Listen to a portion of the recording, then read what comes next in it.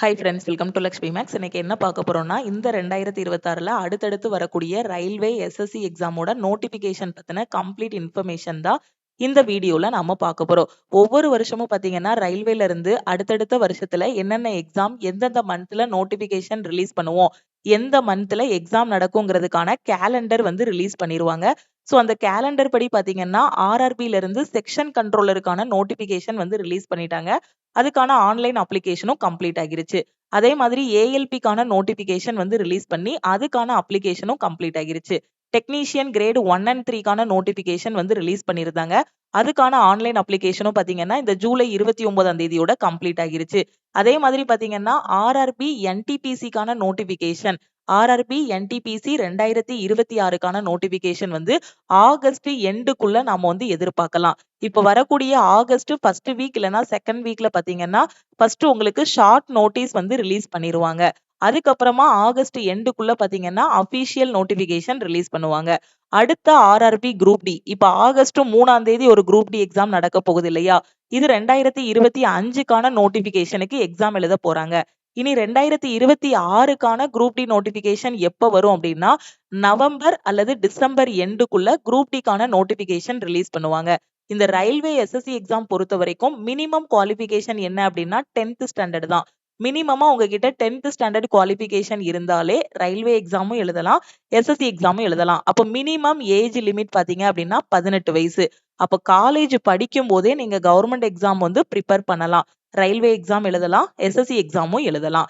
அதே மாதிரி RRB ஜேஇக்கான notification வந்து ஆகஸ்ட் 14ஆம் தேதி வந்து ரிலீஸ் பண்ணுவாங்க. ஏன்னா ஜேஇக்கான ஷார்ட் நோட்டீஸ் வந்து ஆல்ரெடி நமக்கு வந்து ரிலீஸ் பண்ணிட்டாங்க. அதுல நோட்டிபிகேஷன் டேட்டும் பாத்தீங்கன்னா 14 ஆகஸ்ட்னு மென்ஷன் பண்ணியிருந்தாங்க. அப்ப இது எல்லாமே பாத்தீங்கன்னா ரயில்வேல அப்கமிங்ல வரக்கூடிய எக்ஸாம்ஸ். இந்த எக்ஸாம்ல குரூப் டிக்கு பாத்தீங்கன்னா குவாலிஃபிகேஷன் 10th ஸ்டாண்டர்ட் இருந்தாலே குரூப் டி எக்ஸாம் வந்து நீங்க அப்ளை பண்ணலாம். என்டிபிசி பொறுத்த வரைக்கும் உங்களுக்கு கிராஜுவேட் அண்டர் கிராஜுவேட்னு 2 லெவல் உண்டு. அண்டர் கிராஜுவேட் பொறுத்த வரைக்கும் 12th குவாலிஃபிகேஷன் இருந்தாலே நீங்க அண்டர் கிராஜுவேட் வந்து எழுதலாம். காலேஜ் படிக்கிற ஸ்டூடெண்ட்ஸ் பாத்தீங்கன்னா இந்த RRB group D exam focus பண்ணுங்க. அதே மாதிரி என்டிபிசி அண்டர் கிராஜுவேட்டும் ஃபோக்கஸ் பண்ணுங்க. இந்த வருஷம் தான் மேம் நான் காலேஜ் முடிச்சேன், இப்பதான் நான் காலேஜ் முடிச்சேங்கிற ஸ்டூடெண்ட், ஸோ காலேஜ் முடிச்ச ஸ்டூடெண்ட் பாத்தீங்கன்னா நீங்க கிராஜுவேட்டும் அப்ளை பண்ணலாம், அண்டர் கிராஜுவேட்டும் நீங்க அப்ளை பண்ணலாம். அந்த டிகிரி குவாலிஃபிகேஷன்லேயே பாத்தீங்க அப்படின்னா இப்போ நீங்க இன்ஜினியரிங் முடிச்சிருக்கீங்க, இல்ல அதுலயே பாத்தீங்கன்னா இப்போ டிப்ளமோலாம் முடிச்சிருக்க ஸ்டூடெண்ட்ஸ் பாத்தீங்கன்னா நீங்க ஜேஇ எழுதலாம். அதே மாதிரி இன்ஜினியரிங் முடிச்சிருக்க ஸ்டூடெண்ட்டும் என்ன பண்ணலாம், ஜேஇ வந்து எழுதலாம். அந்த குவாலிஃபிகேஷன் பொறுத்து மாறும். ஆனா நம்ம மினிமமா சொல்ல போனோம் அப்படின்னா 10th குவாலிஃபிகேஷன் இருந்தாலே நீங்க ரயில்வேல ஈஸியா என்ன பண்ணிடலாம், உள்ள போயிடலாம். ரயில்வே நடத்தக்கூடிய ஈஸியான எக்ஸாம்ல ஒண்ணு எது அப்படின்னு பாத்தீங்கன்னா குரூப் டி. ஏன்னா இதுல சிங்கிள் எக்ஸாம் மட்டும் தான் இருக்கும், ஒரே ஒரு ரிட்டன் எக்ஸாம் மட்டும் தான் இருக்கும். சோ நீங்க டார்கெட் வந்து எவ்வளவு வைக்கணும்னா 100 மார்க்குக்கு எக்ஸாம் நடக்கு அப்படின்னா 85க்கு மேல நான் ஸ்கோர் பண்ணுவேங்கிற மாதிரி டார்கெட் வச்சு படிக்கணும். மத்த எல்லாத்துக்கும் பாத்தீங்கன்னா 2 லெவல் இருக்கும். இதை பொறுத்த வரைக்கும் ஒரே ஒரு சிங்கிள் எக்ஸாம் தான் குரூப் டி பொறுத்த வரைக்கும். டெக்னீஷியனுக்கும் பாத்தீங்கன்னா சிங்கிள் எக்ஸாம் தான், ஒரே ஒரு சிபிடி மட்டும் தான் இருக்கும். மத்தபடி மத்த என்டிபிசிக்குலாம் பாத்தீங்கன்னா சிபிடி 1 சிபிடி 2 இருக்கும். அதுக்காக என்டிபிசி ட்ரை பண்ணக்கூடாதுன்னு நான் சொல்ல வரல. என்டிபிசியும் ஈஸியான எக்ஸாம் தான் இந்த அண்டர் கிராஜுவேட் லெவல்லாம். டார்கெட் வந்து நீங்க வந்து 85க்கு மேல 90 கிட்டங்கிற மாதிரி வச்சு படிச்சீங்க அப்படின்னா ஈஸியா ரயில்வே எக்ஸாம்ஸ் வந்து கிளியர் பண்ணிடலாம். ஓகேவா? சோ நீங்க ஒரு ஸ்டார்டிங் லெவல்ல நான் உள்ள போனோம் அப்படின்னா குரூப் டி வந்து நீங்க ஃபோக்கஸ் பண்ணலாம். என்டிபிசி அண்டர் கிராஜுவேட்டும் காலேஜ் படிக்கிற ஸ்டூடெண்ட்ஸ் வந்து ஃபோக்கஸ் பண்ணலாம். ஓகேவா? அதே மாதிரி இந்த வருஷம் எஸ்எஸ்சில இருந்து என்னென்ன நோட்டிபிகேஷன் ரிலீஸ் பண்ணுவோங்கிறத ஏற்கனவே நமக்கு அபிஷியல் கேலண்டர்ல சொல்லியிருந்தாங்க. பட் என்னன்னா அபிஷியல் கேலண்டர்ல சொன்ன டேட்ல இருந்து எஸ்எஸ்சில பாத்தீங்கன்னா நோட்டிபிகேஷன் வந்து கொஞ்சம் லேட்டா தான் ரிலீஸ் பண்றாங்க. அவங்க சிஹெச்எஸ்எலோட நோட்டிபிகேஷன் ஏப்ரல் 30ல வந்துரும்னு சொல்லியிருந்தாங்க. ஆனா இன்னும் சிஹெச்எஸ்எலுக்கு இந்த வருஷத்துக்கு நோட்டிபிகேஷன் வந்து ரிலீஸ் பண்ணல. ஆனா கூடிய சீக்கிரத்துல எப்பனாலுமே நாம வந்து நோட்டிபிகேஷன் வந்து ரிலீஸ் பண்ணலாம். நோட்டிபிகேஷன் ரிலீஸ் பண்ணிட்டாங்கன்னா எஸ்எஸ்சி வந்து ரயில்வே மாதிரி எக்ஸாம் வந்து டிலே பண்ண மாட்டாங்க. குயிக்கா எக்ஸாம் டேட் வந்து என்ன பண்ணிருவாங்க, அனௌன்ஸ் பண்ணிருவாங்க. கரெக்டா அப்ளை பண்றதுக்கு 1 மந்த் டைம் இருக்கு அப்படின்னா அதுல இருந்து ஒரு 1 மந்த்துக்குள்ள எக்ஸாம் டேட் வந்து அனௌன்ஸ் பண்ணலாம். அதே மாதிரி சிஜிஎலோட நோட்டிபிகேஷனும் நமக்கு லேட்டா தான் வந்துச்சு. ஓகேவா? ஆனா சிஜிஎலுக்கு வந்து நோட்டிபிகேஷன் ரிலீஸ் பண்ணிட்டாங்க. ஓகே. இப்போ சிஹெச்எஸ்எலோட நோட்டிபிகேஷன் வந்து எப்பனாலுமே ரிலீஸ் பண்ணலாம். அவங்க சொன்ன டேட்டுக்கு அப்புறமே பாத்தீங்கன்னா 1 மந்த் 2 மந்த் கிட்ட ஆகிருச்சு. நமக்கு ப்ரீவியஸா அபிஷியல் கேலண்டர்ல ஏப்ரல் 30ல சிஹெச்எஸ்எல் ரிலீஸ் பண்ணுவோம்னு சொல்லியிருந்தாங்க. பட் இன்னுமே சிஹெச்எஸ்எலுக்கான நோட்டிபிகேஷன் வரல. இந்த மந்த்ல நம்ம எப்பனாலுமே எக்ஸ்பெக்ட் பண்ணலாம். அதே மாதிரி எம்டிஎஸ்க்கான நோட்டிபிகேஷன் பாத்தீங்க அப்படின்னா நமக்கு ஜூன் 30ன்னு சொல்லியிருந்தாங்க. எஸ்எஸ்சி நடத்தக்கூடிய ஈஸியான எக்ஸாம்ல ஒண்ணு எது அப்படின்னு பாத்தீங்கன்னா எம்டிஎஸ். கரெக்டா இந்த எக்ஸாமை ஃபோக்கஸ் பண்ணீங்க அப்படின்னா நீங்க எம்டிஎஸ்-ஆவும் செலக்ட் ஆகிரலாம், ஹவல்தாராவும் நீங்க வந்து செலக்ட் ஆகிரலாம். ஜூன் 30ஆம் தேதி பாத்தீங்க அப்படின்னா என்ன எம்டிஎஸ்க்கான நோட்டிபிகேஷன் சொல்லியிருந்தாங்க. பட் இன்னும் எம்டிஎஸ்க்கும் நோட்டிபிகேஷன் வரல. பட் எவ்வளோ நோட்டிபிகேஷன் டிலே ஆச்சு அப்படின்னா எக்ஸாம் வந்து உங்களுக்கு சீக்கிரமா நடக்கும். அப்ப எஸ்எஸ்சியோட கேலண்டர் படி பாத்தீங்கன்னா நமக்கு அடுத்து எஸ்எஸ்சில இருந்து சிஹெச்எஸ்எல்லுக்கான நோட்டிபிகேஷன் ரிலீஸ் பண்ணுவாங்க. அடுத்து எம்டிஎஸ்க்கான நோட்டிபிகேஷன் வந்து ரிலீஸ் பண்ணுவாங்க. சிஹெச்எஸ்எல் அப்ளை பண்றதுக்கு குவாலிஃபிகேஷன் என்ன அப்படின்னு கேட்டீங்கன்னா 12th பாஸ் பண்ணியிருந்தாலே எஸ்எஸ்சி சிஹெச்எஸ்எல் வந்து எழுதலாம். எம்டிஎஸ் அப்ளை பண்றதுக்கான மினிமம் குவாலிஃபிகேஷன் பாத்தீங்கன்னா 10th பாஸ் பண்ணியிருந்தாலே எஸ்எஸ்சி எம்டிஎஸ் வந்து எழுதலாம். இந்த எம்டிஎஸ் எக்ஸாம் பாத்தீங்கன்னா எஸ்எஸ்சி பொறுத்த வரைக்கும் நீங்க தமிழ்ல எழுதலாம். ஓகேவா? சோ தமிழ்லயும் எஸ்எஸ்சி எக்ஸாம் வந்து எழுதலாம். ரயில்வே எக்ஸாமும் பாத்தீங்கன்னா நீங்க தமிழ்ல ரயில்வே எக்ஸாம் எழுதலாம், இங்கிலீஷ்லயும் ரயில்வே எக்ஸாம் வந்து எழுதிக்கலாம். எஸ்எஸ்சி எக்ஸாம் பாத்தீங்கன்னா இந்த எம்டிஎஸ் எல்லாம் நீங்க வந்து தமிழ்லயும் எழுதிக்கலாம், இங்கிலீஷ்லயும் எம்டிஎஸ் எக்ஸாம் வந்து எழுதிக்கலாம். ஓகேவா? அதுக்கப்புறம் எஸ்எஸ்சி ஜிடி கான்ஸ்டபிளுக்கான நோட்டிபிகேஷன் செப்டம்பர் 30ன்னு சொல்லியிருக்காங்க. அக்டோபர் 31ஓட ஜிடிக்கான நோட்டிபிகேஷன் அதாவது ஆன்லைன் அப்ளிகேஷன் வந்து க்ளோஸ் ஆகுது. ஜிடி அப்ளை பண்றதுக்கான குவாலிஃபிகேஷன் பாத்தீங்கன்னா 10th ஸ்டாண்டர்ட். ஓகே, இப்போ ஒரு பிகினரா நான் வந்து ஸ்டார்ட் பண்றேன் அப்படிங்கிற ஸ்டூடெண்ட் எந்த எக்ஸாம் ஃபோக்கஸ் பண்றது? நான் காலேஜ் முடிச்சிட்டேன், காலேஜ் படிச்சிட்டு இருக்கேன், நான் எந்த எக்ஸாம் ஃபோக்கஸ் பண்றது அப்படின்னு கேட்டீங்கன்னா நீங்க பேரலலா படிக்கலாம். உங்களுக்கு இங்கிலீஷ் வந்து நல்லா வரும். இங்கிலீஷ் வந்து நான் வந்து ஸ்டார்டிங்ல இங்கிலீஷ் மீடியம் படிச்சேன், இல்ல இங்கிலீஷ் மீடியம் தான் படிச்சவங்க தான் இங்கிலீஷ் நல்லா பண்ணணும் அப்படின்னு அவசியம் இல்ல. இங்கிலீஷ்ல எனக்கு கிராமர் வந்து கரெக்டா அட்டன் பண்ண தெரியும், வொக்காபுலரியும் என்னால படிக்க முடியும். அதுக்காக இங்கிலீஷ்ல பாத்தீங்கன்னா இங்கிலீஷ்லயும் நீங்க ஸ்ட்ராங்கா இருக்கீங்க அப்படின்னா எஸ்எஸ்சி படிச்சீங்க அப்படின்னா எஸ்எஸ்சியோட சிலபஸ் படிச்சீங்க அப்படின்னா ரயில்வே வந்து ஈஸியா கிளியர் பண்ணிடலாம். ஏன்னா ரயில்வேயோட சிலபஸ் வந்து மேக்ஸ், ரீசனிங், ஜெனரல் அவேர்னஸ். இந்த ஜெனரல் அவேர்னஸ் கூடயே உங்களுக்கு சயின்ஸ், கரண்ட் அஃபேர் எல்லாமே வந்துரும். ஓகே, எஸ்எஸ்சி பொறுத்த வரைக்கும் English, maths, reasoning, general awareness ரெண்டுக்கும் உள்ள வித்தியாசம் என்ன அப்படின்னா எஸ்எஸ்சில இங்கிலீஷ்னு ஒரு சப்ஜெக்ட் இருக்கும், ரயில்வே பொறுத்த வரைக்கும் இங்கிலீஷ்னு ஒரு சப்ஜெக்ட் இருக்காது. இப்ப 2 விதமான ஸ்டூடெண்ட்ஸ் இருப்பீங்க. சில ஸ்டூடெண்ட்ஸ் வந்து இங்கிலீஷ் சப்ஜெக்ட் வந்து நல்லா படிப்பீங்க. நீங்க தமிழ் மீடியம் படிச்சாலும் சரி, இங்கிலீஷ் மீடியம் படிச்சாலும் சரி, அந்த கிராமர் மேக்ஸ்ல எப்படி ஃபார்முலாஸ், அந்த ஷார்ட் ட்ரிக்ஸ் எல்லாம் தெரிஞ்சு நாம பண்றோமோ இங்கிலீஷ் பொறுத்த வரைக்கும் கிராமரும் மீனிங்கும் தெரிஞ்சா போதும். ஓகேவா? ஒக்காபுலரியும் ஓரளவுக்கு நாலேஜ் இருந்துச்சுன்னா போதும், நீங்க என்ன பண்ணிரலாம், இங்கிலீஷ்ல நல்ல ஸ்கோர் வந்து வாங்கிரலாம். இப்போ பேங்கிங்லாம் படிக்கிறீங்க அப்படின்னா இங்கிலீஷ் வந்து ஸ்ட்ராங்கா இருக்கணும், மேக்ஸ், ரீசனிங் ஸ்ட்ராங்கா இருக்கணும். அட் த சேம் டைம் மெயின்ஸுக்கு போகும்போது பாத்தீங்கன்னா இங்கிலீஷும் ஜெனரல் அவேர்னஸும் நல்லா ஸ்ட்ராங்கா இருந்தோம் அப்படின்னா நம்மளோட மார்க் வந்து மத்த எல்லா ஸ்டூடெண்ட்டை விட அதிகமா வாங்கி ஈஸியா கிளியர் பண்ணிடலாம். இப்படி ஒவ்வொரு எக்ஸாமுக்கும் ஒவ்வொரு ஸ்ட்ராட்டஜி இருக்கு. இப்போ நீங்க பிகினரா உள்ள வரீங்க, எந்த எக்ஸாம் படிக்கணும்னு தெரியாம இருக்கிறீங்க அப்படின்னா இங்கிலீஷ் நல்லா வருது, இங்கிலீஷும் நான் பிக்கப் பண்ணிருவேன், இங்கிலீஷும் நான் நல்லா படிப்பேங்கிற ஸ்டூடெண்ட் எஸ்எஸ்சியோட சிலபஸை ஃபர்ஸ்ட் கம்ப்ளீட் பண்ணுங்க. இதை கம்ப்ளீட் பண்ணிட்டீங்க அப்படின்னா ரயில்வே வந்து நீங்க ஈஸியா செலக்ட் ஆகிடலாம். ஓகேவா? இல்ல மேடம் எனக்கு இங்கிலீஷ் கொஞ்சம் படிக்கிறது கஷ்டம், எனக்கு ரீட் பண்றதே கஷ்டம் அப்படிங்கிற ஸ்டூடெண்ட் ரயில்வே மட்டும் கூட நீங்க ஃபோக்கஸ் பண்ணி படிக்கலாம். ஆனா இதுலயும் ரொம்ப பெரிய கஷ்டமான இங்கிலீஷ்லாம் வரப்போறது இல்ல. எம்டிஎஸோட இங்கிலீஷ் எல்லாம் பாத்தீங்கன்னா 10th ஸ்டாண்டர்ட் லெவல்ல இருக்கக்கூடிய கிராமர், வொக்காபுலரியில இருந்தா கொஸ்டின்ஸ் வரும். ஓகேவா? அப்ப எஸ்எஸ்சியோட சிலபஸை நீங்க கம்ப்ளீட் பண்றீங்க அப்படின்னாலே ரயில்வேக்கு தனியா படிக்க வேண்டாம், ரயில்வேக்குன்னு தனி சிலபஸ் எடுத்து படிக்க வேண்டாம். ஓகேவா? சோ இங்கிலீஷை பொறுத்த வரைக்கும் சிம்பிளா சொல்ல போனா கிராமர், வொக்காபுலரி தான் சிலபஸ். மேக்ஸை பொறுத்த வரைக்கும் பாத்தீங்கன்னா பேசிக்கான மேக்ஸ் இருக்கும், பிளஸ் உங்களுக்கு எப்படி இருக்கும் அரித்மெட்டிக் வந்து இருக்கும், பிளஸ் அட்வான்ஸ் மேக்ஸ் இருக்கும். ஓகே, பேசிக்கான மேக்ஸ்ங்கிறது எது அப்படின்னா இந்த போர்டு மாஸ் ரூல் வச்சு அப்ளை பண்ணி சால்வ் பண்றது எல்லாமே இருக்கும். அரித்மெட்டிக்ங்கிறது பாத்தீங்கன்னா கொஞ்சம் இந்த வகை கணக்கு எல்லாமே வரும். இந்த இப்போ average, time and work, time and distance இந்த மாதிரி டாபிக்ஸ் எல்லாமே வரும். அட்வான்ஸ் மேக்ஸை பொறுத்த வரைக்கும் ஜாமெட்ரி வரும், ட்ரிக்னாமெட்ரி வரும். இது எல்லாமே டஃப்னு சொல்ல முடியாது. ஜாமெட்ரி வந்து ஸ்கூல் டேஸ்ல இருந்தே நிறைய பேர் பார்த்து பார்த்து இந்த சம்முனா இப்படி இருக்கும். அது மேக்ஸ்ங்கிறது பாத்தீங்கன்னா புரிஞ்சுக்கிட்டீங்கன்னா ஈஸி தான். அப்ப இத 3ஆ பிரிக்கலாம். அப்போ ஃபர்ஸ்ட் எதை படிக்கணும்னா இந்த பேசிக்கான மேக்ஸை வந்து படிச்சிடணும்.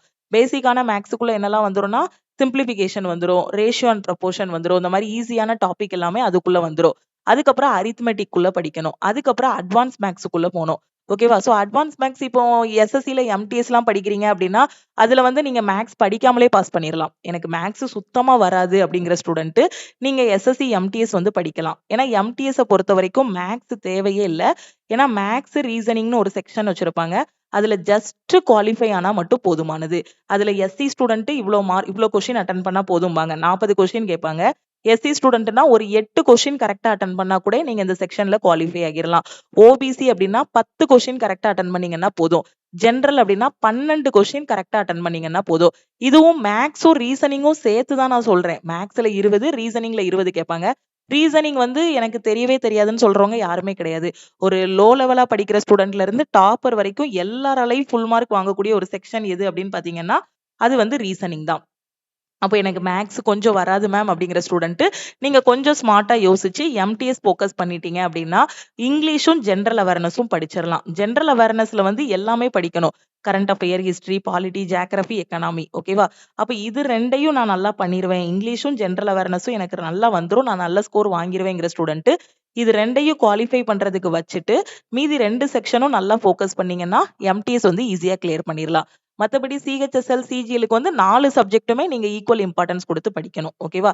அப்ப எந்த எக்ஸாமுக்கு எந்த சிலபஸ் எத மட்டும் படிச்சா போதும், எத மட்டும் ஃபோக்கஸ் பண்ணி படிக்கணும்ங்கிறத கரெக்ட்டா ஐடென்டிஃபை பண்ணி படிச்சிட்டோம் அப்படின்னா, சிலபஸ முடிச்சுட்டு ப்ரீவியஸ் இயர் கொஸ்டின்ஸ பிராக்டிஸ் பண்ணிட்டு, ரிப்பீட்டடா டெஸ்ட் எழுதிக்கிட்டு அத அனலைஸ் பண்ணிட்டே இருந்தீங்கன்னா, ஈஸியா எக்ஸாம் வந்து கிளியர் பண்ணிரலாம்.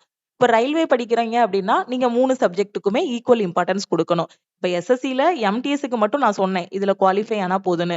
மத்தபடி நீங்க சிஜிஎல் ஃபோக்கஸ் பண்ணாலோ, சிஜிஎல் எழுதுறதுக்கு பார்த்தீங்கன்னா, நீங்க ஏதாவது ஒரு டிகிரி வந்து கம்ப்ளீட் பண்ணியிருக்கணும். சிஹெச்எஸ்எல் ஃபோக்கஸ் பண்றீங்க அப்படின்னா, அதுக்கு 4 சப்ஜெக்ட்டுமே இம்பார்ட்டன்ட் தான். ஓகே. ரயில்வே பொறுத்தவரைக்கும் இந்த 3மே இம்பார்ட்டன்ட் தான். குவாலிஃபை அப்படின்லாம் எதுவுமே கிடையாது. 3லயும் நல்ல மார்க் வாங்கணும். அப்பதான் நம்ம 100க்கு 85க்கு மேல 90 வரைக்கும் எடுத்து ஸ்கோர் பண்ணி டாப்பரா செலக்ட் ஆக முடியும். ஓகேவா? சோ இதுதான் சிலபஸ சிம்பிளா நான் சொல்லிட்டேன். எஸ்எஸ்சி சிலபஸ் இப்படி இருக்கும். ரயில்வேயோடது இப்படி இருக்கும்னு.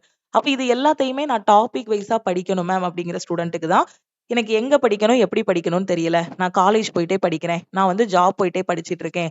நான் ஹவுஸ் ஒய்ஃபா இருக்கிறேன். எனக்கு ஒரு நாளைக்கு இவ்ளோ டைம் தான் கிடைக்கும். அதாவது ஒரு 3 மணி நேரம் தான் டைம் கிடைக்கும். 4 மணி நேரம் தான் டைம் கிடைக்கும்.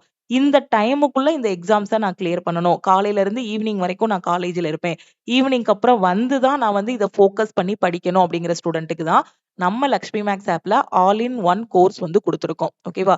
ஒரே இடத்திலே ஸ்டூடண்ட்ஸ் எல்லாரும் எஸ்எஸ்சியும் படிக்கணும், ரயில்வேயும் படிக்கணுங்கிறதுக்காக தான் ஆல் இன் ஒன் கோர்ஸ் வந்து குடுத்துருக்கோம். இந்த கோர்ஸ்ல எல்லா சென்ட்ரல் கவர்ன்மெண்ட் எக்ஸாமும் ஃபர்ஸ்ட் அட்டெம்ப்ட்ல கிளியர் பண்ற மாதிரி கிளாஸஸ் எல்லாமே குடுத்துருப்போம். நீங்க வேற எங்கேயுமே கிளாஸஸ் வந்து போக வேண்டாம். ஜஸ்ட் உங்க கையில ஒரு மொபைல் ஃபோன் இருந்தா போதும். இப்ப காலேஜ் படிக்கிற எல்லா ஸ்டூடண்ட் கிட்டயுமே ஸ்மார்ட் ஃபோன் இருக்கு. அப்படிதானே? உங்க கையில ஒரு ஸ்மார்ட் ஃபோன் இருந்தா போதும். அதுல நீங்க லக்ஷ்மி மேக்ஸ் ஆப்ப இன்ஸ்டால் பண்ணி கிளாஸஸ் எல்லாமே ஃபாலோ பண்ணிக்கலாம். ஓகேவா? அதே மாதிரி நீங்க லேப்டாப் வச்சிருக்கீங்கனாலும் ஓகே தான். லேப்டாப்லயும் கிளாஸஸ் வந்து பார்த்துக்கலாம். ஓகேவா? மெட்டீரியல்ஸ்க்கு என்ன பண்ணணும் அப்படின்னா, மெட்டீரியல்ஸ் எல்லாமே பிடிஎஃப் ஃபார்மட்ல உங்களுக்கு வந்து குடுத்திருப்போம். அத வந்து நீங்க டவுன்லோட் பண்ணிக்கலாம். டவுன்லோட் பண்ணி என்ன பண்ணிக்கலாம்னா, பிரிண்ட் போட்டு படிக்கணும்னாலும் நீங்க வந்து படிச்சுக்கலாம். ஓகேவா?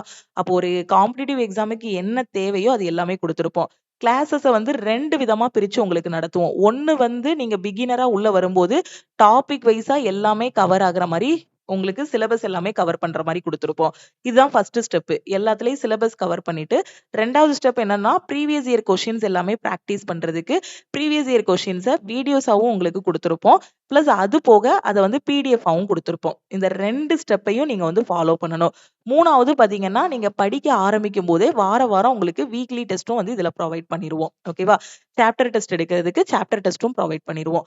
கரெக்ட்டா இந்த 3 ஸ்டெப்பையும் ஃபாலோ பண்ணிட்டீங்க அப்படின்னா, 3மே ஆப்ல பெர்ஃபெக்ட்டா குடுத்திருப்போம். பட் 3 ஸ்டெப் தானே 3 நாள்ல நான் முடிச்சுருவேன். 3 மணி நேரத்துல முடிச்சுருவேன் அப்படின்லாம் சொல்ல முடியாது. ஒரு காம்படிட்டிவ் எக்ஸாம் படிக்க வரீங்க அப்படின்னா, குறைஞ்சது 4 மாசமாவது ஸ்பெண்ட் பண்ணணும். ஓகே.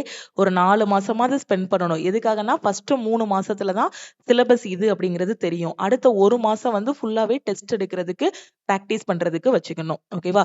சோ இப்படி கரெக்ட்டா நீங்க ஃபோக்கஸ் பண்ணி அந்த 4 மாசம் சின்சியரா படிச்சீங்க அப்படின்னா, எந்த எக்ஸாம்னாலும் உங்களால ஃபர்ஸ்ட் அட்டெம்ப்ட்ல கிளியர் பண்ண முடியும். இதுல கரண்ட் அஃபேர், சயின்ஸ்க்கானது, ஜெனரல் அவேர்னஸ்க்கான கிளாஸஸ்ன்னு எல்லாமே லக்ஷ்மி மேக்ஸ் ஆப்ல குடுத்துருவோம். ஓகேவா? சோ நான் எல்லாமே சொல்லிட்டேன். மினிமம் 18 வயசு இருந்தா போதும். குவாலிஃபிகேஷன் மினிமம் 10th இருந்துச்சுன்னா போதும். இதுல நெறைய எக்ஸாம்ஸ் நீங்க எழுதலாம். அதே டிகிரி வச்சிருக்கீங்க அப்படின்னா, ரயில்வே, எஸ்எஸ்சில இருந்து வரக்கூடிய எல்லா எக்ஸாமுமே நீங்க வந்து எழுதலாம். அடுத்து பேங்க் எக்ஸாம் பத்தி நான் நெறைய டைம் உங்களுக்கு சொல்லியிருக்கேன். பேங்கிங்ல பார்த்தீங்கன்னா, நெறைய பேங்க்ஸ் வந்து கண்டக்ட் பண்ணுவாங்க. எஸ்பிஐ எழுதலாம், ஐபிபிஎஸ் எழுதலாம். ஐபிபிஎஸ்ல பார்த்தீங்கன்னா, பிஓ இருக்கு, கிளர்க் இருக்கு, எஸ்ஓ இருக்கு. அதே மாதிரி எஸ்பிஐலயும் இதே பிஓ, கிளர்க், எஸ்ஓ வரும்.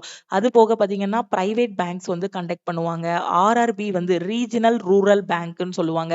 அதாவது முன்னாடி வந்து பாண்டியன் கிராம பேங்க், பல்லவன் கிராம பேங்க்ன்னு வச்சிருந்தாங்க. அத எல்லாத்தையும் இப்ப எப்படி மாத்திட்டாங்கன்னா, தமிழ்நாடு கிராம வங்கி, கிராம பேங்க் அப்படிங்கிற மாரி மாத்திட்டாங்க.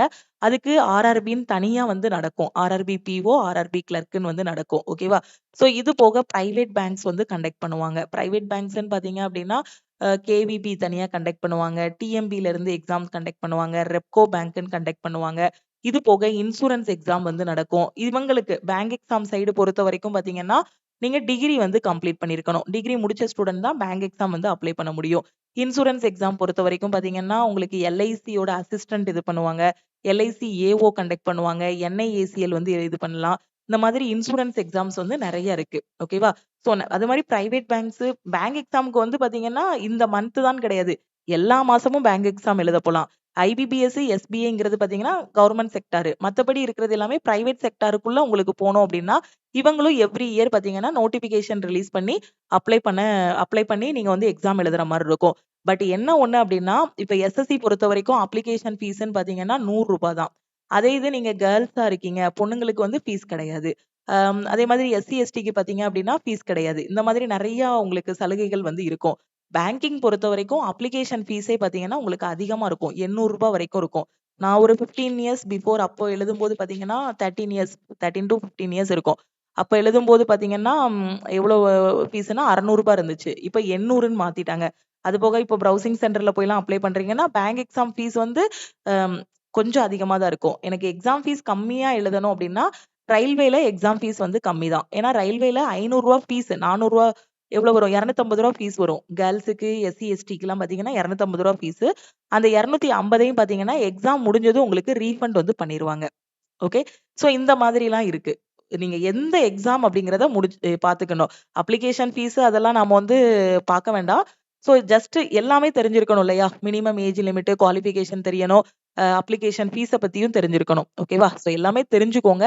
ஆனா நீங்க ஒரு பிகினரா இருக்கீங்க அப்படின்னா, என்ன எக்ஸாம் நான் படிக்கணும் அப்படிங்கிறத நீங்க வந்து கரெக்ட்டா சூஸ் பண்ணிக்கணும். இப்ப அப்கமிங்ல வர எக்ஸாம்ஸ் எல்லாமே நான் சொல்லிட்டேன். அடுத்தடுத்த மாசத்துல ரயில்வேல எந்தெந்த எக்ஸாம்ஸ் வருது. அடுத்து எஸ்எஸ்சில இதெல்லாம் வருது. பேங்கிங்னா டிகிரி கம்ப்ளீட் பண்ணியிருக்கணும். ரயில்வேயும், எஸ்எஸ்சியும் எல்லாரும் எழுதலாம். ஸ்கூல் முடிச்சிட்டீங்க, காலேஜ் படிக்கிற எல்லாருமே எழுதலாம். 10ஆம் கிளாஸ் குவாலிஃபிகேஷன் போதும். ரயில்வேக்கும், எஸ்எஸ்சிக்கும் மினிமம் 10th இருந்தா போதுமானது. எஸ்எஸ்சி எக்ஸாமும், ரயில்வே எக்ஸாமும் நீங்க எழுதலாம். ஓகேவா? இந்த எக்ஸாம்ஸ் எல்லாமே படிக்கிறதுக்கு நம்ம லக்ஷ்மி மேக்ஸ் ஆப்ல ஆல் இன் ஒன் கோர்ஸ் வந்து குடுத்துருக்கோம். உங்களுக்கு அப்கமிங்ல பார்த்தீங்க அப்டின்னா என்டிபிசியோட நோட்டிஃபிகேஷன் வருது இல்லையா? அதனால என்டிபிசிக்கான செலக்ஷன் பேட்ச் வந்து ஸ்டார்ட் பண்ணியிருக்கோம். ஆர்ஆர்பி குரூப் டிக்கான பேட்ச் வந்து டீம் டிஸ்கஸ் பண்ணிட்டு இருக்கோம். இந்த பேட்ச் ஸ்டார்ட் பண்ணதும் நான் அனௌன்ஸ் பண்றேன். இப்ப என்டிபிசி கிராஜுவேட், அண்டர் கிராஜுவேட்டுக்கான பேட்ச் வந்து ஸ்டார்ட் பண்ணியிருக்கோம். அதே மாதிரி செக்ஷன் கண்ட்ரோலருக்கு நோட்டிஃபிகேஷன் வந்துருச்சு. இதுக்கான செலக்ஷன் பேட்சஸும் போய்க்கிட்டு இருக்கு. வீக்லி பிளான் வந்து ஸ்டூடண்ட்ஸ் ஃபாலோ பண்ணிட்டு இருக்காங்க. டெக்னீஷியன் கிரேட் 1 அண்ட் 3க்கான பேட்சஸும் வந்து போய்க்கிட்டு இருக்கு. டெக்னீஷியன் கிரேட் 1 அண்ட் 3ல பார்த்தீங்கன்னா, செகண்ட் வீக்கோட பிளான் வந்து போயிட்டு இருக்கு. செக்ஷன் கண்ட்ரோலர்லயும் பார்த்தீங்கன்னா, செகண்ட் வீக்கோட பிளான் வந்து இப்போ கொண்டு போயிட்டு இருக்கோம். ஓகே. அதே மாதிரி என்டிபிசிக்கு இப்பதான் ஃபர்ஸ்ட் வீக் வந்து ஸ்டார்ட் பண்ணியிருக்கோம் பேட்ச். கிராஜுவேட்டுக்கும், அண்டர் கிராஜுவேட்டுக்கும். ஓகேவா? ஸோ இந்த எல்லா பேட்சுமே பார்த்தீங்கன்னா, ஆல் இன் ஒன் கோர்ஸ்ல தான் ஸ்டார்ட் பண்ணியிருக்கோம். இது ரயில்வேக்கான பேட்சஸ். எஸ்எஸ்சிக்கான பேட்சும் பார்த்தீங்கன்னா, எம்டிஎஸ்ஸுக்கான பேட்சும், சிஹெச்எஸ்எல்லுக்கான பேட்சும் வந்து ஸ்டார்ட் பண்ணியிருக்கோம். மேம் நோட்டிஃபிகேஷனே வரல. அதுக்குள்ளே நீங்க பேட்ச் ஸ்டார்ட் பண்றீங்க அப்படின்னு சொல்லாதீங்க. எதுக்காக அப்டின்னா, இப்ப வர்ற எக்ஸாம்ஸோட கட் ஆஃப் எல்லாமே பார்த்திருப்பீங்க. ஸ்டார்ட்டிங்ல இருந்து படிச்சா மட்டும் தான் இங்க கிளியர் பண்ண முடியும். எக்ஸாமுக்கு 1 வாரத்துக்கு முன்னாடியோ, 1 மாசத்துக்கு முன்னாடியோ உட்காந்து படிச்சோம் அப்டின்னா, ஸோ அப்போ நம்ம வந்து கொஞ்சம் ஸ்ட்ரகிள் பண்ண வேண்டியிருக்கும். ஒரு ஸ்ட்ரெஸ் ஆகும். அடுத்தடுத்த அட்டெம்ப்ட்ங்கிற மாரி பார்த்துட்டு இருக்க மாரி இருக்கும். அதனால ஸ்டார்ட்டிங்கே நோட்டிஃபிகேஷன் வர்றதுக்கு முன்னாடியே நீங்க வந்து படிக்க ஆரம்பிக்கணும். ஓகேவா? ஆல் இன் ஒன் கோர்ஸ்ல என்ன குடுத்துருக்கோமோ, இத மட்டும் ப்ராப்பரா நோட்ஸ் எடுத்து உட்கார்ந்து படிக்கணும். உங்க வீடு தான் கோச்சிங் சென்டர். ஒரு டைம் தான் ஃபீஸ் பே பண்ண போறீங்க. ஆல் இன் ஒன் கோர்ஸோட ஃபீஸ் வந்து 2499 லைஃப் டைம் வேலிடிட்டி. நம்ம பேட்ச் ஸ்டார்ட் பண்றதுனால எல்லா கோர்ஸுக்குமே ஆஃபர் அனௌன்ஸ் பண்ணியிருக்கோம். 1999 மட்டும் ஒரு டைம் பே பண்ணிட்டீங்க அப்படின்னா, உங்களுக்கு லைஃப் டைம் அக்சஸ் வந்து இருக்கும். ஓகேவா? நீங்க பே பண்ணக்கூடிய இந்த அமௌண்ட் எந்த இடத்துலயுமே உங்களுக்கு வேஸ்ட் ஆகாது. அந்த அளவுக்கு பெர்ஃபெக்ட்டா இருக்கும். நீங்க கிளியர் பண்ணி போனதுக்கு அப்புறமுமே ஆல் இன் ஒன் கோர்ஸ்ல இருக்கக்கூடிய கிளாஸஸ் வந்து யூஸ்ஃபுல்லா இருக்கும். எப்படின்னா ஒரு ஸ்டூடெண்ட் வந்து இப்போ 10th குவாலிஃபிகேஷன் வச்சு ஒரு குரூப் டி எழுதுறாரு அப்படின்னா, அதுக்கு அடுத்து உள்ள போனதுக்கு அப்புறம் செலக்ட் ஆகி உள்ள போனதுக்கு அப்புறம் அடுத்து வரக்கூடிய என்டிபிசியோட யூஜி லெவலோ, கிராஜுவேட் லெவலோ இல்ல ஏஎல்பியோ உள்ள நடக்கக்கூடிய ஜிடிசி எக்ஸாமா இருக்கட்டும், எந்த டிபார்ட்மெண்டல் எக்ஸாமுக்கும் சரி, ஆல் இன் ஒன் கோர்ஸ் வந்து யூஸ்ஃபுல்லா இருக்கும். அதனால தான் ஸ்டூடண்ட்ஸுக்கு வந்து லைஃப் டைம் வேலிடிட்டியோட குடுக்குறோம். ஓகேவா? ஏன்னா இப்போ ஒரு 1 இயர் வேலிடிட்டி அப்படின்னா, 1 இயருக்கு அப்புறம் அந்த கோர்ஸ் அவ்வளவுதான். திருப்பி அகைன் பே பண்ற மாரி இருக்கும். அதனால தான் நம்ம என்ன பண்றோம்னா, அடுத்தடுத்து இந்த ஸ்டூடண்ட்ஸுக்கு வந்து எல்லாமே யூஸ்ஃபுல்லா இருக்கணும். அவங்க அடுத்தடுத்த லெவலுக்கு போகணுங்கிறதுக்காக தான் லைஃப் டைம் வேலிடிட்டி வந்து குடுத்துருக்கோம். ஸோ பேட்சஸ் ஸ்டார்ட் பண்றதுனால, நம்ம எல்லா கோர்ஸுக்குமே ஆஃபர் அனௌன்ஸ் பண்ணியிருக்கோம்னு சொல்லியிருந்தேன் இல்லையா? ஸோ இப்போ நீங்க பிகினரா இருக்கீங்கன்னா, நீங்க சூஸ் பண்ண வேண்டிய கோர்ஸ் வந்து ஆல் இன் ஒன் கோர்ஸ். இதுல ஏ டூ இசட் எல்லா எக்ஸாமும் கவர் பண்ற மாரி ப்ரொவைட் பண்ணியிருப்போம். லைஃப் டைம்னா இதோட ஃபீஸ் வந்து 2499 ஓகேவா? ஸோ ஆனா ஆஃபர்ல ஜாயின் பண்ற ஸ்டூடெண்ட் 1999 பே பண்ணி ஜாயின் பண்ணிக்கலாம். 1 இயர் வேலிடிட்டி அப்படின்னா 1499 பே பண்ணி ஜாயின் பண்ணிக்கலாம். இப்போ வரக்கூடிய எல்லா எக்ஸாமுக்கும் முக்கியமானது கரண்ட் அஃபேர். அந்த கரண்ட் அஃபேர நீங்க டெய்லி படிக்கணும் அப்படின்னா, எல்லா நியூஸ் பேப்பரையுமே ரெஃபர் பண்ணணும். எனக்கு எல்லா நியூஸ் பேப்பரையும் ரெஃபர் பண்றதுக்கு டைம் இல்ல மேம். எனக்கு கிடைக்கிற டைமுக்குள்ள நான் அந்த கரண்ட் அஃபேர் எல்லாமே படிக்கணுங்கிற ஸ்டூடெண்ட்டுக்கு, ஒரே இடத்துல அன்னன்னைக்கு கரண்ட் அஃபேர் எல்லாத்தையும் தொகுத்து குடுத்துருவோம்.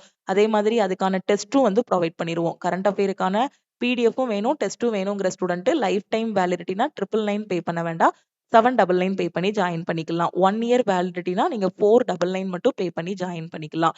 குரூப் டிக்கு இப்ப டெஸ்ட் எடுக்கணுங்கிற ஸ்டூடெண்ட் 399 பே பண்ணி டெஸ்ட் பேட்ச்ல ஜாயின் பண்ணிக்கலாம். என்டிபிசி யூஜிக்கும் கிராஜுவேட்டுக்கும் டெஸ்ட் பேட்ச் வந்து ரெடி பண்ணிட்டு இருக்கோம். உங்களுக்கு ஒன்ஸ் நோட்டிபிகேஷன் வந்ததும் அந்த டெஸ்ட் பேட்ச் வந்து லான்ச் பண்ணிருவோம். ஓகேவா?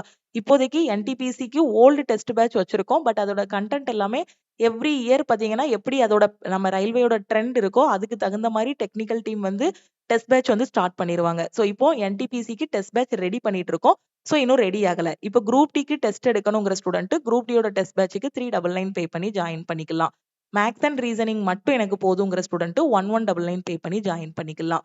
ஆகஸ்ட் 3ஆம் தேதி குரூப் டி எக்ஸாம் இருக்கு. அதுக்கு 4000 பிளஸ் கரண்ட் அஃபேரோட ஒன் லைனர் வேணுங்கிற ஸ்டூடெண்ட், கடைசி 8 மாசத்தோட கரண்ட் அஃபேர் வேணுங்கிற ஸ்டூடெண்ட் வெறும் 199 மட்டும் பே பண்ணி கரண்ட் அஃபேருக்கு ஜாயின் பண்ணிக்கலாம். இதுதான் டீமோட வாட்ஸ்அப் நம்பர். இந்த நம்பரை லக்ஷ்மி மேக்ஸ்ன்னு சேவ் பண்ணிட்டு அப்கமிங்ல வரக்கூடிய எக்ஸாம்ஸ் எல்லாமே படிக்க போறீங்க அப்படின்னா இந்த நம்பருக்கு ஐ வாண்ட் ஆல் இன் ஒன்னு மெசேஜ் பண்ணுங்க. கரண்ட் அஃபேர் அப்படின்னா ஐ வாண்ட் சிஏன்னு மெசேஜ் பண்ணுங்க. இதுல இருக்கிறத மட்டும் படிச்சாலே போதுமானது. எல்லாமே பெர்ஃபெக்ட்டா கொடுத்திருப்போம். உங்களுக்கு டெக்னிக்கல் டீமோட சப்போர்ட் 24/7 இருக்கும். ஆப் வந்து எந்த டைம்னாலும் ஓப்பன்ல தான் இருக்கும். நீங்க ஏர்லி மார்னிங் படிச்சுக்கலாம். லேட் நைட் கூட உட்கார்ந்து ஆப் ஓப்பன் பண்ணி பார்த்துக்கலாம். ஒன்ஸ் நீங்க ஃபீஸ் பே பண்ணிட்டீங்க, லைஃப் டைமுக்கு 1999 பே பண்ணிட்டீங்க அப்படின்னா, எப்பனாலுமே உங்க ஃபோன்லயும், லேப்டாப்லயும் கிளாஸஸ் வந்து ஓப்பன் ஆயிட்டே தான் இருக்கும். மெட்டீரியல்ஸும் அப்டேட் பண்ணக்கூடிய எல்லா மெட்டீரியல்ஸும் நீங்க ஃபாலோ பண்ணிக்கலாம். சின்சியரா உட்கார்ந்து படிச்சீங்க அப்படின்னா, போஸ்டிங் உங்களுக்கு தான். ஓகேவா? படிங்க. படிச்சா தான் போஸ்டிங் வாங்க முடியும். வேற வழியே கிடையாது. உட்கார்ந்து படிக்கணும், டெஸ்ட் எடுக்கணும், அனலைஸ் பண்ணணும். ஓகே. வரக்கூடிய வாய்ப்புகள மிஸ் பண்ணிறாதீங்க. எஸ்எஸ்சிலயும் வாய்ப்புகள் இருக்கு. ரயில்வேலயும் அப்கமிங்ல வாய்ப்புகள் நெறையவே இருக்கு. ஸோ கரெக்ட்டா யூட்டிலைஸ் பண்ணிக்கோங்க. உங்க ஃப்ரெண்ட்ஸும் காலேஜ் முடிச்சுட்டாங்க, காலேஜ் படிச்சுட்டு இருக்காங்க. எங்க இருந்து படிக்கணும், எப்படி படிக்கணும்னு தெரியாம இருக்காங்கன்னா, நம்ம ஆப்ல இருக்க கிளாஸஸ் பத்தின இன்ஃபர்மேஷன அவங்களுக்கும் ஷேர் பண்ணுங்க. இப்போ ஆஃபர்ல ஜாயின் பண்ற ஸ்டூடெண்ட் இந்த நம்பருக்கு வாட்ஸ்அப்ல மெசேஜ் பண்ணுங்க. இந்த ஆஃபர் வந்து 2/8/2026 நைட் 12:00 கூட உங்களுக்கு வந்து க்ளோஸ் ஆகிரும். Okay. Month end offer plus next மந்த்துக்கான ஆஃபரும் ஸ்டார்ட்டிங்லயே வந்து அனௌன்ஸ் பண்றோம். கரெக்ட்டா யூட்டிலைஸ் பண்ணிக்கோங்க. Thank you.